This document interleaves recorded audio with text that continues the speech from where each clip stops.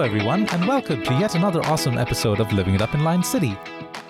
It has been a while, and I have been swamped under by a lot of things, but mostly it's been a crazy couple of months here in Singapore, with the COVID-19 crisis affecting the island in a big way. Not to mention how much it's affecting the world at large. I was supposed to put out 2 more episodes on xenophobia following the last one about the same topic, but so much has happened since then. Admittedly, I'm struggling with apprehension on this. The clear and present danger of the pandemic deserves a lot more attention, and I feel it's, inappropriate to focus on trivialities like online rage over foreigners when there is a bigger crisis to worry about. That said, I definitely still want to talk about it, but I have to put in a wee bit more work into being mindful of the current situation, and also I want to include the larger conversation of xenophobia that has been triggered around the world by the COVID-19 pandemic. Rest assured, folks, those episodes are on their way and they're coming soon. In the meantime, I hope everyone is doing okay. I hope everyone is staying safe, staying at home, and taking precautionary measures like personal hygiene and social distancing. I know, it's hard. As an extroverted person, God, it's hard. But the predicament is what it is, and we must all protect ourselves and our families. Let's do our part and flatten the curve, guys. This episode is going to be a very quick one, and it's about the dehumanization of Chinese people in popular culture during this COVID-19 crisis. I want to give some context.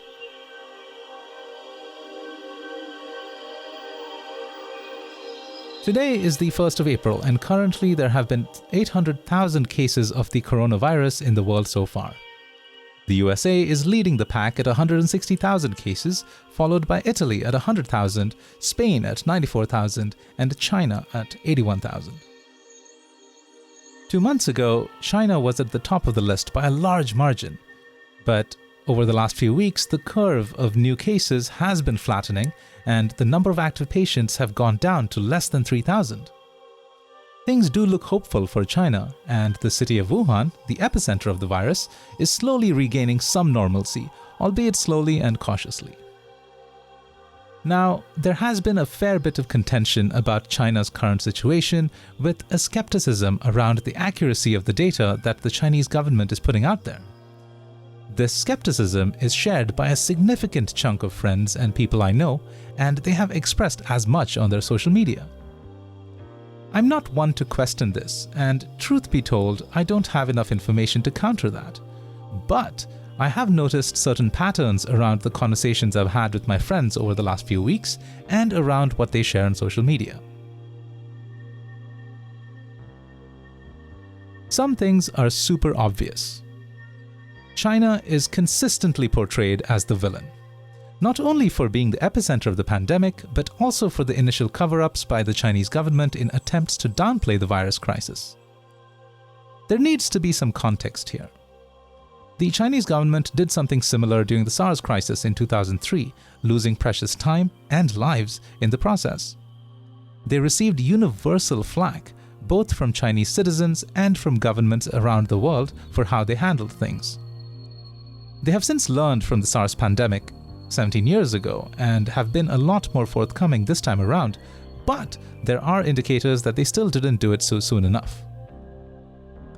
Criticism of the Chinese government is warranted, of course, but there has been a disturbing conflation of the Chinese state with the Chinese people by news organizations and also by regular folks. I find that when it comes to talking about China, the line that separates the state and the people is blurred and more often than not obliterated entirely.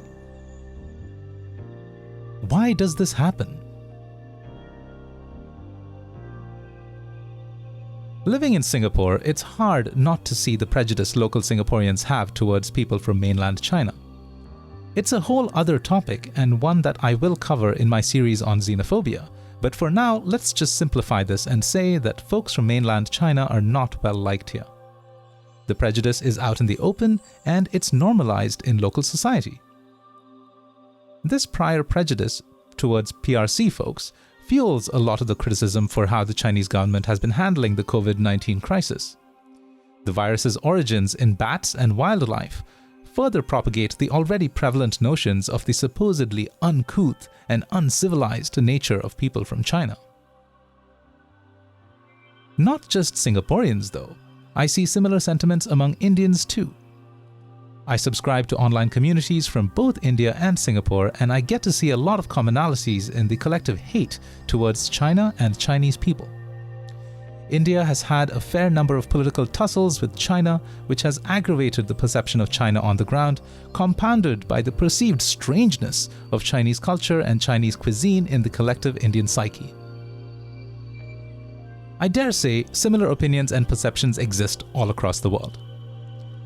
I am staggered by the number of conspiracy theories around China and the number of friends who wholeheartedly believe in them.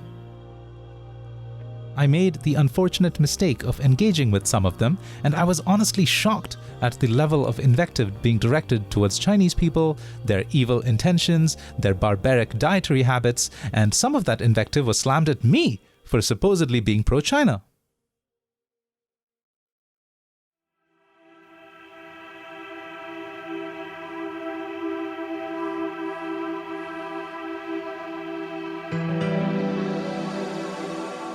Demonizing China and Chinese people isn't new. It has been going on for 2 centuries at the very least. During the gold rush era in the USA in the 1840s and 1850s, there was an influx of Chinese people looking for prosperity and settling down, and they were tolerated, if not well liked, for their strange, un-European ways. Animosity against them rose as the gold supplies dwindled, and the Chinese settlers moved to the cities and took up low-wage jobs. In the post-Civil War depression, their presence became politicized, and Chinese settlers were painted as leeches to the economy and were lampooned and vilified in popular media. The Chinese Exclusion Act of 1882 legitimized the discrimination, effectively banning Chinese and Orientals from entering the country and denying existing residents of Chinese origin any chance of US citizenship. The law was repealed in 1943, but in the 16 years that it lasted, the damage it caused for the community was immense. Racial stereotypes were propagated during the golden age of Hollywood, and arguably a lot, if not all, of the contemporary perceptions around Chinese people stem from there and persist to this day. Similar legislation existed in Canada and Australia. The Chinese Immigration Act of Canada was effective from 1924 to 1947, while Australia's controversial White Australia policy lasted 72 years before it was repealed in 1973. Both of these countries were very much influenced by the American Chinese Exclusion Act. If you have listened to my previous podcast episode on the history of xenophobia in Singapore, you will know that there was a Chinese exclusion law in Singapore too in the 1930s. It has been a long time since then, but there has always been a perception of strangeness around Chinese culture and Chinese people in the West. Even while Chinese immigrants around the world were settling in and finding their identities in their host countries, decades of negative stereotyping and nativist antagonism continued. Eating exotic wildlife has been a Chinese stereotype for so long, and there's so much to cover here, but I'll keep it short. While there is some credence to a certain adventurousness in Chinese cuisine, which in some parts includes a consumption of exotic animals, a lot of the prejudice against Chinese culinary habits stems from a long-held discomfort with unfamiliar smells and tastes from a historically poor and undesirable diaspora. Look no further than the prevalent belief that MSG is bad for health. The origin of the myth lay in the distrust of weird Oriental food in the US and has since been debunked, but the myth has persisted and flourished even. Living in India, we believed that MSG would cause backaches, stomach aches, and sexual impotence even. It was the narrative that was fed to us, and we had no reason or incentive to challenge it. As if it wasn't obvious enough already, the global reach and influence of American media has shaped the way we process other cultures. Take a moment to think about this.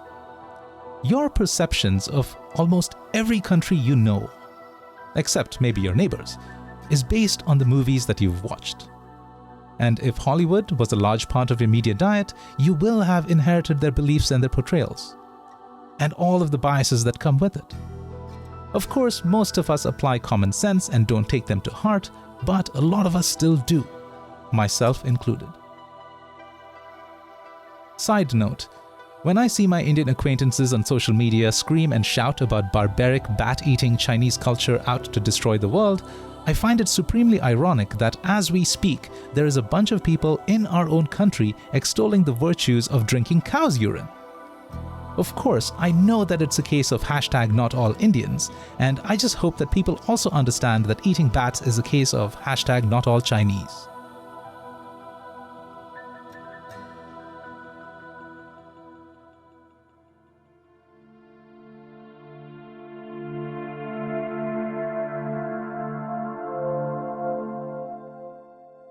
Through most of the 20th century, China was an impoverished nation whose people struggled with generations of political turmoil. In a way, it kind of explains the prevalence of Chinese diaspora, most of whom escaped poverty and persecution across the last century and beyond. The Great Chinese Famine of 1959 resulted in the deaths of millions of Chinese, some estimates suggesting it was up to 45 million.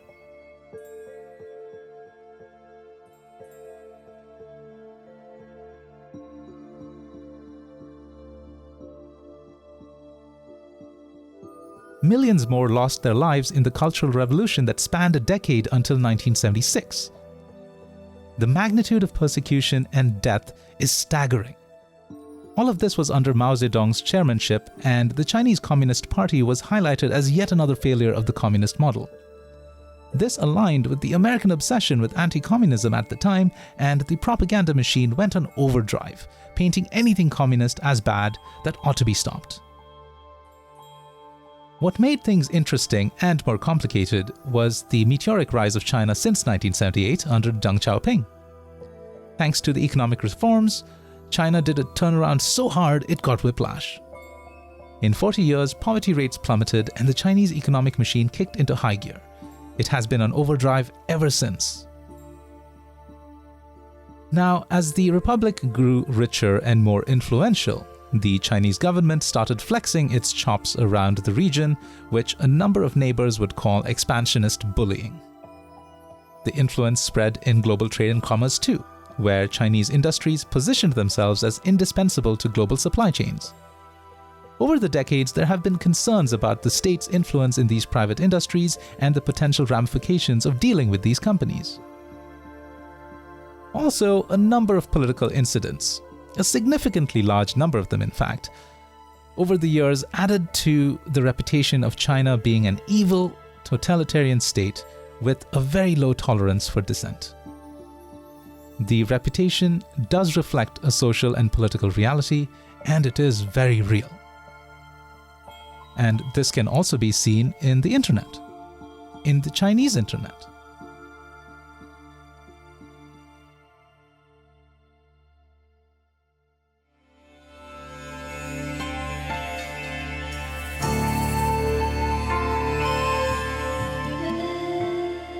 The internet came to China in 1994, and just 3 years later, in 1997, internet censorship by the state promptly kicked in. From the get-go, the Chinese government wasn't comfortable with dissent or any challenge to its influence, either from outside the country or from within, and thus the Great Firewall of China came to be. Chinese internet users have been sequestered into a walled garden where they do not have access to a lot of services that defines the internet for us.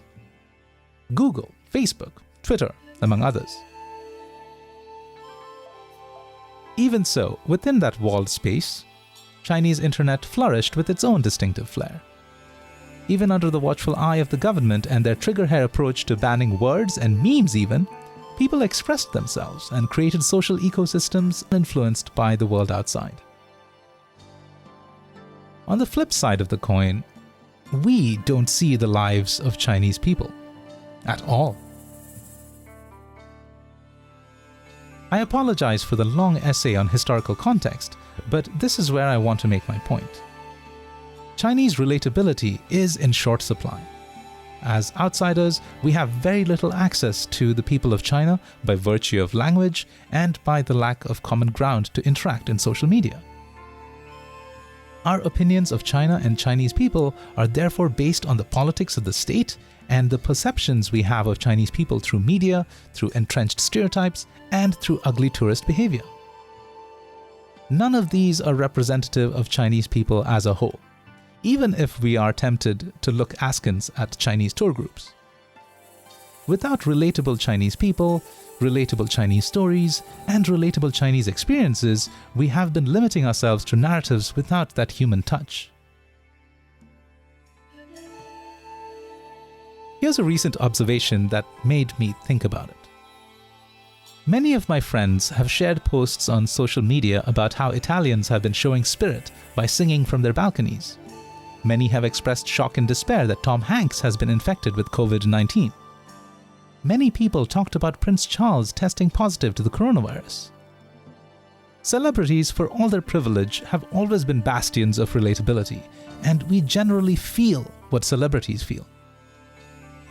We have a parasocial connection with them, as we do even more with social media celebrities owing to the more intimate and interactive nature of the medium. Even about people we don't share a connection with, stories about a 21-year-old's untimely death got an outpouring of grief as the news covered her life and times before tragedy struck. A whole bunch of my friends share a ton of links on social media, and it gives me some insight into what they like and what they prioritize. And what I've noticed is that there's a glaring absence of Chinese narratives across the board. We connect and commiserate with human stories and human tragedies, but on my social media feed, there were precious little ways to do so for the people of China.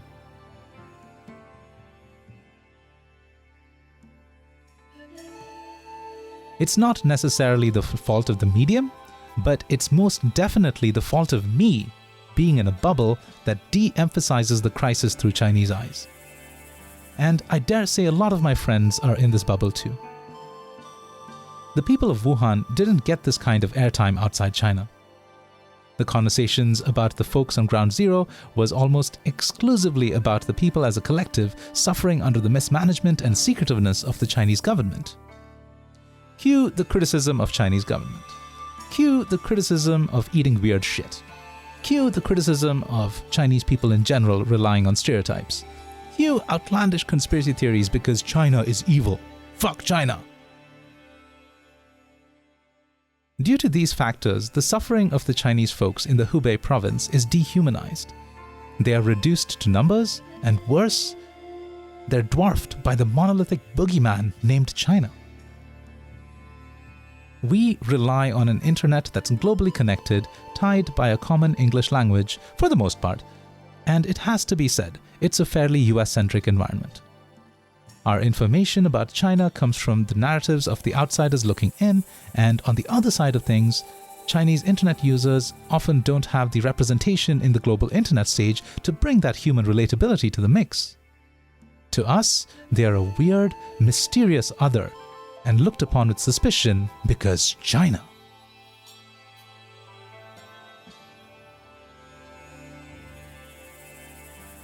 Because of lazy narratives that go uncorrected and prejudices that go unchecked, people of Chinese origin, in fact anyone who looks remotely Asian, are being targeted in racist and xenophobic attacks both online and in real life across the world. We can scream and shout about decrying racism and xenophobia all we want, and tell people not to be racist or xenophobic, but that's like telling an angry person to stop being angry, or telling a sad person to stop being sad. It essentially does nothing to contribute to the situation except show off our sanctimonious attitude. It's not helpful nor effective.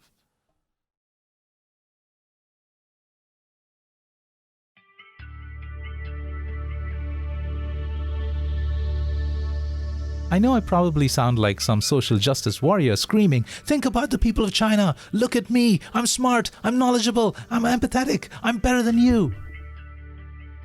I assure you that's the last thing I want to be. I want to be effective. I want to address how we can humanize the crisis and the people of China who are like us in so many ways.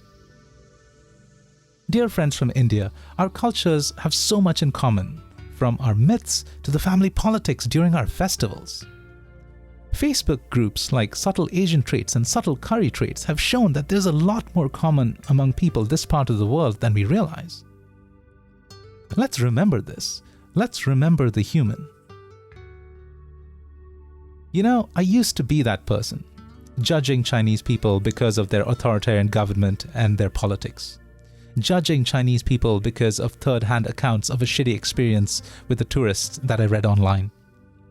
Judging the weirdness of Chinese food without realizing that it was my own discomfort with unfamiliar food at play. I hope I've changed for the better. I still have my biases, but the more I hang out and interact with people of different cultures and different backgrounds, the more I can learn to recognize the human first. I hope we can all do that. Also, if we can pray for people like Tom Hanks, surely we can share our concern for people closer to home. Dear friends in Singapore, I know that local society's relationship with mainland Chinese is a difficult one, and perhaps a string of incidents, some of which I've touched upon in part 1 of the series on understanding xenophobia, perhaps some of those incidents have contributed to the negative perceptions and stereotypes. But let's take a step back and understand that this does not represent the community as a whole. And most of the time, PRC folks have assimilated and have been effectively invisible, while the egregious examples of bad behavior takes up all of the local attention and unfairly paints all of them with the same brush. These are stories and narratives we've all absorbed from friends and media by osmosis and have gone unchallenged for so long. Not gonna lie, I was one of them too. Let's instead make narratives that are shaped by personal interaction, rather than what the media or the internet tells us. Let's reach out to Chinese people we know. Let's look at meeting people from China. Let's know their story. Stereotypes have a way of disappearing once you knock on the door. Living in Singapore, I now have friends from China, and I used to meet up with folks from China a lot through social meetups in and around the city. That relatability and those personal connections have grounded me so much. Let's break bread. Food is an incredible way for people to bond. Of course, during this COVID-19 situation, we should self-isolate and avoid non-essential contact when we can. But when all this ends, let's look at exploring new foods with new friends, and I guarantee you, your experiences will be all the richer for it. Let's add some relatability in social media and follow the stories of Chinese people through this troubling time. I myself am not too familiar with Chinese social media outside of Li Ziqi, but I'm keen to learn about more and see the world through their eyes. I've been looking to read or watch authentic Chinese perspectives, but it can be quite hard, especially because of the language barriers on the internet.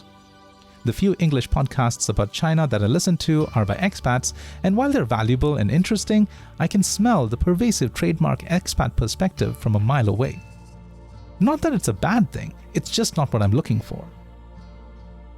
If any of you know of a cool social media figure from China that I should follow, please let me know.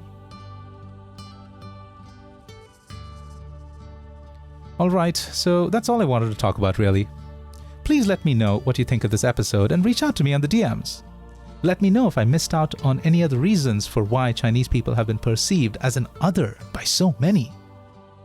Let me know if I come across as a pro-China bot, and I will tweak my algorithm a bit to make it more believable.